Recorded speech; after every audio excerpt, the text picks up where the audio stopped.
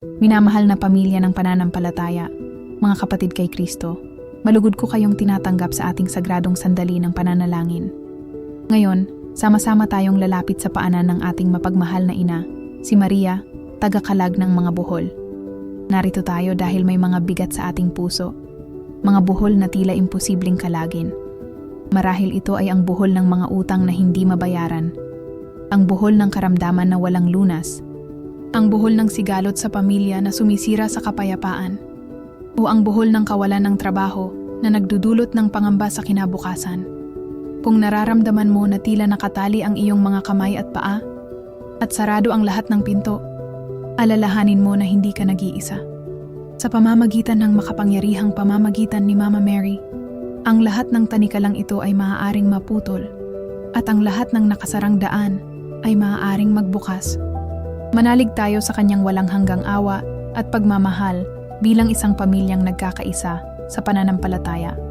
Bago pa man natin simula ng ating taimtim na panalangin, nais ko kayong anyayahan na gawin ang isang mahalagang hakbang ng pananampalataya. Bilang tanda ng ating pagkakaisa sa pandaigdigang kadena ng panalangin ito, mangyaring iwan sa ibaba, sa comment section, ang mga makapangyarihang salitang ito.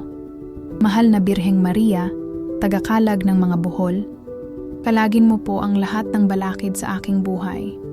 Amen. Ang simpleng gawaing ito ay hindi lamang isang komento. Ito ay isang deklarasyon ng iyong pagtitiwala at isang paraan upang isama ang iyong personal na kahilingan sa libu-libong iba pang mga puso na dumadalangin ngayon. At upang lalo pa nating mapalakas ang ating espiritual na pamilya, mag-subscribe po tayo sa channel na ito. Sa bawat pagpindot, pinapatibay natin ang ating pagkakaisa at tinitiyak na walang kapatid na maiiwan sa kanilang paglalakbay ng pananampalataya. Sama-sama nating ialay ang ating mga puso sa Kanya. Nauunawaan namin ang bigat na iyong dinadala. Ang mga buhol na ito ay hindi lamang mga simpleng problema. Sila ay mga tanikala ng nakaraan, mga gapos ng sama ng loob, galit at kapaitan na pumipigil sa pagdaloy ng biyaya ng Diyos sa iyong buhay. Marahil ito ay ang buhol ng isang pagkakamaling hindi mo mapatawad sa iyong sarili. Ang buhol ng isang pangakong nasira na nag-iwan ng malalim na sugat, o ang buhol ng takot at kawalang pag-asa na bumabalot sa iyong isipan araw at gabi. Alam ng ating mahal na ina ang bawat hibla ng mga buhol na ito. Nakikita niya ang bawat luhang iyong itinatago at naririnig niya ang bawat tahimik na sigaw ng iyong kaluluwa. Nandito siya ngayon, handang iabot ang kanyang mga banal na kamay upang dahan-dahang kalagin ang bawat isa. Gaano man ito kahigpit o kakomplikado. Magtiwala ka, sapagkat sa kanyang mga kamay walang buhol na hindi makakalag. Ngayon, buong puso nating pagnilayan ang unang misteryo, ang pagsusuko ng mga buhol ng kawalan ng pananampalataya at mga balakid sa buhay. Sa misteryong ito, iniaalay natin sa mga kamay ni Maria ang pinakamatitinding buhol na sumasakal sa ating pag-asa, ang mga buhol na pinansyal. Ito ang buhol ng mga utang na hindi mabayaran, ang buhol ng kawalan ng trabaho, ang buhol ng negosyong bumabagsak. Ang mga ito ay hindi lamang problema sa pera. Ito ay mga buhol na lumilikha ng takot, pagkabalisa, at nagpapahina sa ating pananampalataya sa banal na awa ng Diyos.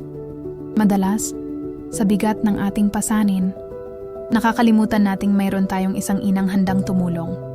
Ngayon, sama-sama nating ipahayag na may pananampalataya.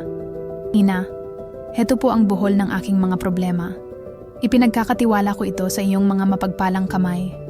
Hayaan natin ang ating pananampalataya, gaano man kaliit, ang maging simula ng pagkalag ng lahat.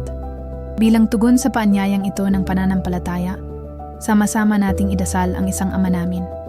Sa panalangin ito, isinusuko natin ang ating mga pangangailangan sa ating Amang nasa langit, na nagtitiwalang ibibigay niya ang ating kakanin sa araw-araw at hindi tayo pababayaan.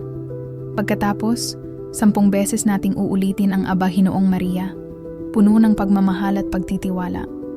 Isipin natin na ang bawat Aba Hinoong Maria ay isang bulaklak na iniaalay natin sa Kanya, at ang bawat panalangin ay isang mahinahon, ngunit makapangyarihang paghila niya sa masalimuot na buhol ng ating buhay. Sa bawat pagbigkas, pinahihintulutan natin ang kanyang mga daliri na dahan-dahang luwagan ang mga tanikalang gumagapos sa atin. Huwag tayong mag-alinlangan. Sa pamamagitan ng rosaryong ito, ang ating mga panalangin ay nagiging isang malakas na puwersa na, kasama si Maria, ay kayang buksan ang anumang saradong pinto at daanan. O aming ina, Maria, tagakalag ng mga buhol, buong kapakumbabaan kaming lumalapit sa iyo. Ikaw na nakakakita sa bawat hibla ng aming pagdurusa, masdan mo po ang buhol ng aming mga problemang pinansyal.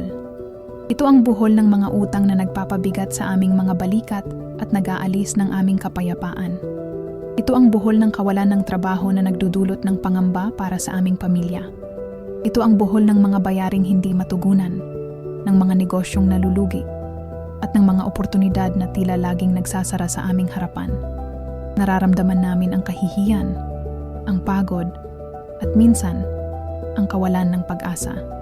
Ina, ikaw ang aming kanlungan.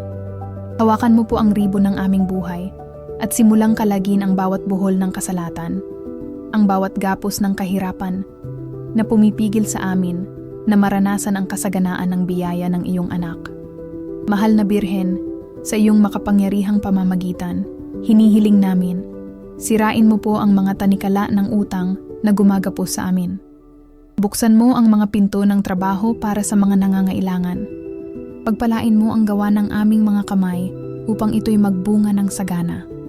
Alisin mo ang lahat ng balakid, ang lahat ng hadlang na gawa ng tao o ng kasamaan na humahadlang sa pagdaloy ng biyaya ng Diyos sa aming mga tahanan.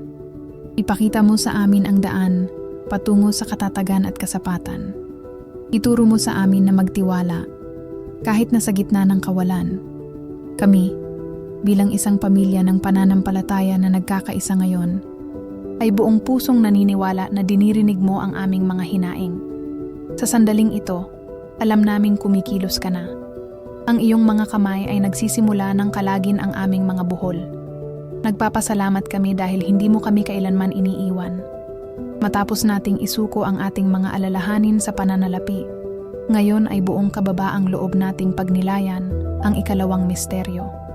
Ang pagpapalaya mula sa mga espiritual na gapos at paghilom ng mga sugat ng puso. Dito, haharapin natin ang mga buhol na hindi nakikita ng mata, ngunit mas matindi ang pagkakabigkis sa ating kaluluwa. Ito ang mga buhol ng sama ng loob laban sa mga nakasakit sa atin. Ito ang mga buhol ng galit na hindi natin maiwaksi. Ito ang mga buhol ng pait na lumalason sa ating pagkatao. Ito ang mga buhol ng takot na pumipigil sa ating sumulong. Ito ang mga buhol ng pagkakasala at kahihiyan na nagpapabigat sa ating espiritu. Ang mga ito ang ugat ng marami nating problema.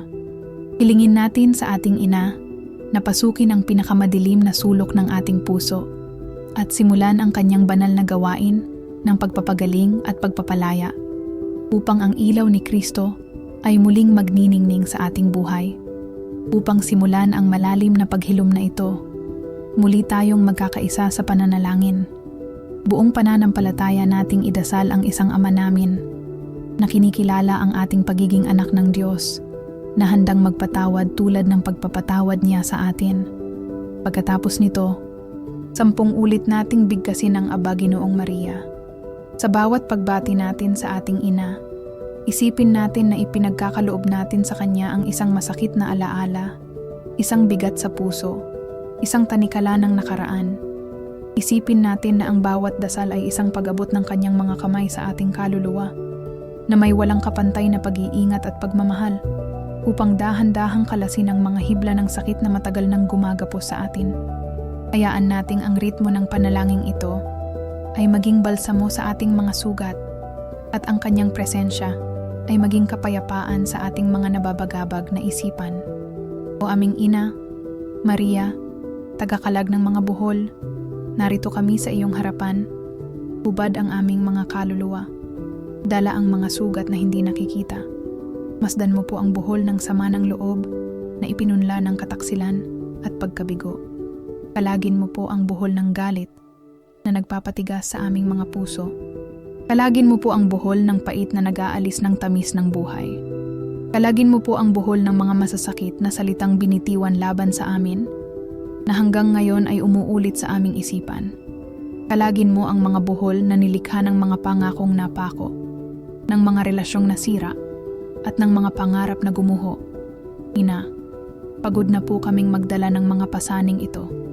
Tulungan mo kaming magpatawad. Palayain mo kami mula sa bilangguan ng nakaraan upang makalakad kaming muli sa liwanag ng iyong anak. Mahal na Birhen, aming tagapagtanggol, isinasamo namin sa iyo. Putulin mo ang mga gapos ng takot na pumipigil sa aming magtiwala. Putulin mo ang mga tanikala ng pagkabalisa na nagnanakaw ng aming kapayapaan. Putulin mo ang mga buhol ng pagkakasala at kahihiya na naglalayo sa amin sa yakap ng Ama. Alisin mo ang bawat bakas ng kadiliman sa aming puso. Palitan mo ang bawat puwang na iniwan ng sakit ng iyong dalisay na pag-ibig.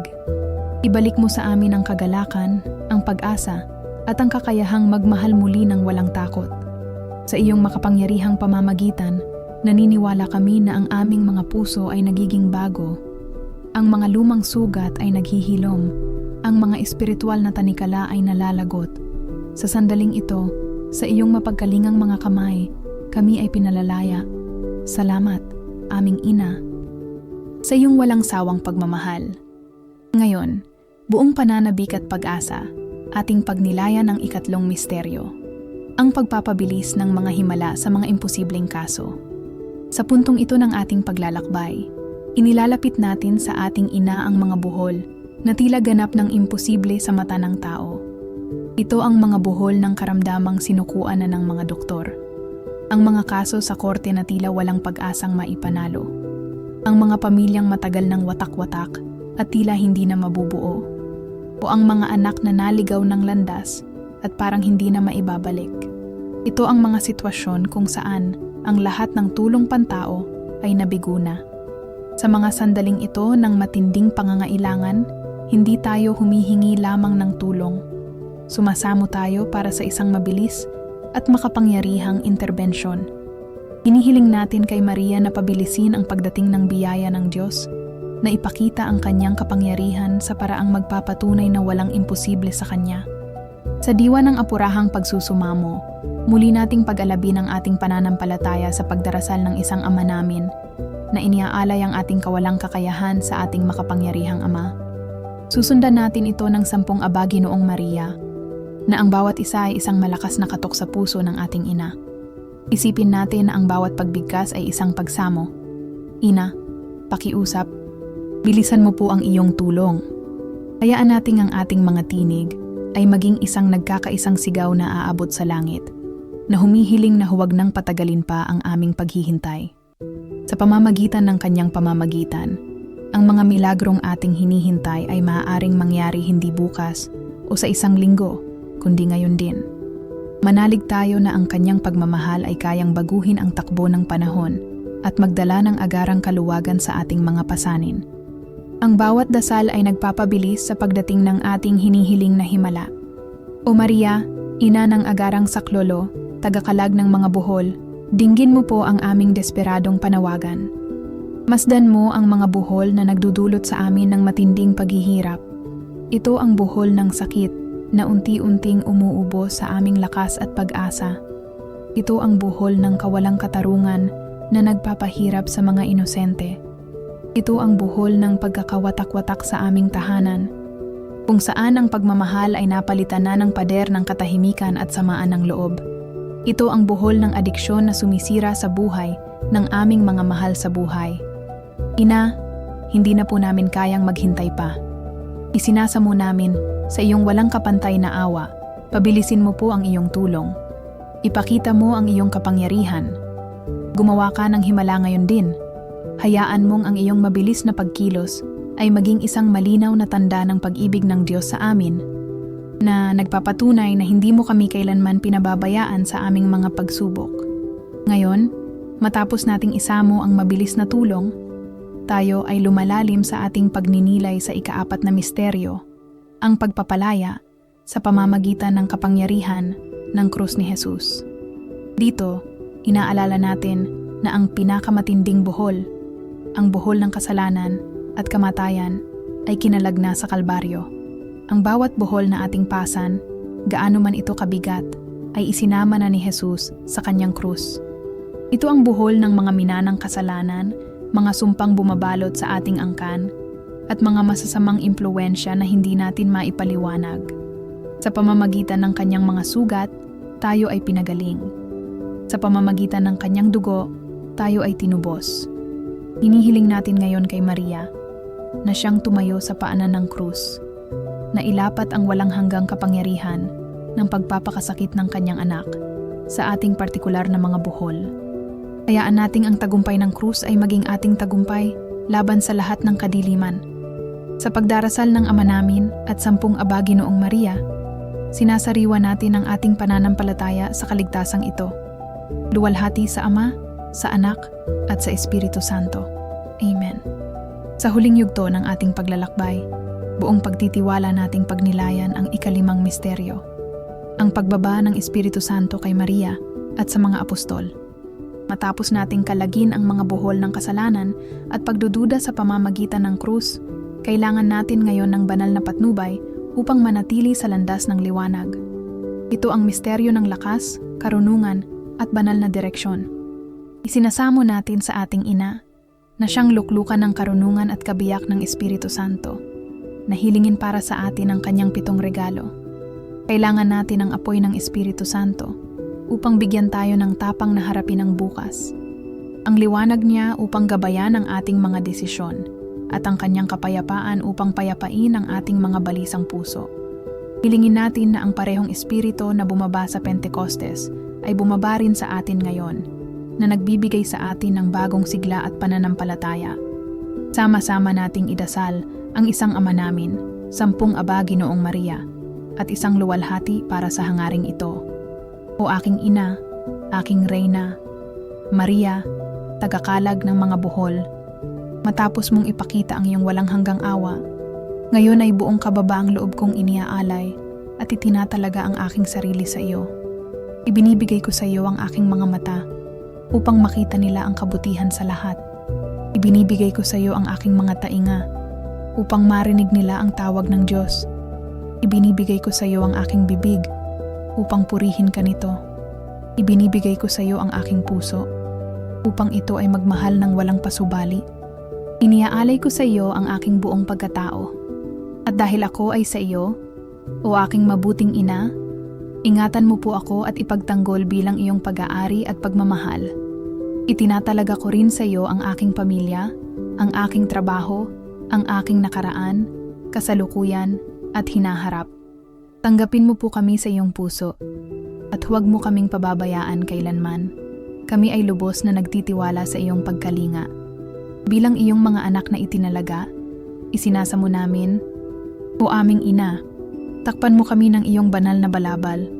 Itago mo kami sa ilalim ng iyong proteksyon kung saan walang kasamaan ang makakaabot sa amin. Hawakan mo ang aming mga kamay kapag kami ay natitisod at nanghihina. Yakapin mo kami sa iyong mga bisig kapag kami ay nalulungkot at nawawalan ng pag-asa. Hayaan mong ang iyong pagmamahal na parang isang kalasag ay maging aming pananggalang laban sa mga tukso ng kaaway at sa mga bagyo ng buhay. Sa iyong piling, wala kaming dapat ikatakot.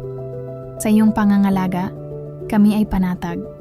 Ikaw ang aming lakas sa kahinaan, ang aming kanlungan sa panganib, at ang aming gabay patungo sa walang hanggang tahanan sa langit. Manatili ka sa aming tabi, ngayon at magpakailanman. Sa pamamagitan mo, kami ay tiyak na magtatagumpay. Nagtitiwala kami sa iyo, aming ina. Bilang pagtatapos ng ating banal na paglalakbay, buong pagmamahal nating ialay sa ating ina, ang panalangin Aba po, Santa Mariang Hari. Aba po, Santa Mariang Hari, Ina ng Awa. Ikaw ang kabuhayan at katamisan. Aba, pinananaligan ka namin. Ikaw nga ang tinatawag namin, pinapanaw na taong anak ni Eva. Ikaw rin ang pinagbubuntuhang hininga namin ng aming pagtangis dito sa lupang bayang kahapis-hapis. Ay, Aba, pintakasi ka namin. Ilingon mo sa amin ang mga mata mong maawain. At saka kung matapos yaring pagpanaw sa amin, ipakita mo sa amin ang iyong anak na si Jesus. Santa Maria, Ina ng Diyos, maawain, maamo at matamis na birhen. Nagpapasalamat kami, o aming ina, sa mga biyayang natanggap na at sa mga himalang ngayon pa lamang ay nagsisimula ng mamukadkad sa aming buhay. Pinapanibago namin ang aming lubos na pagtitiwala sa iyo, sapagkat hindi mo kami kailanman iniiwan. Ang aming pag-asa ay muling nag-aalab dahil sa iyo. Minamahal na pamilya ng pananampalataya, salamat sa iyong pakikiisa sa amin sa sagradong sandaling ito. Kung ang panalangin ito ay nagbigay ng kapayapaan at pag-asa sa iyong puso, hinihiling namin na ibahagi mo ito bilang isang gawa ng pag-ibig sa kapwa. Ipadala mo ito sa iyong mga kaibigan, kapamilya, o sino mang alam mong nangangailangan ng himala. Huwag din pong kalimutang iwan ang iyong mga personal na intensyon sa comment section sa ibaba upang ang buong komunidad natin ay makapanalangin para sa iyo. Upang lalo pang mapatatag ang ating pandaigdigang kadena ng pananampalataya, mangyaring mag-subscribe sa aming channel. Dito, makakatuklas ka pa ng maraming makapangyarihang panalangin na magiging gabay mo sa araw-araw. Hanggang sa muli nating pagsasama, manatili nawa sa iyo ang pagpapala ng Diyos Ama, Anak, at Espiritu Santo. Amen.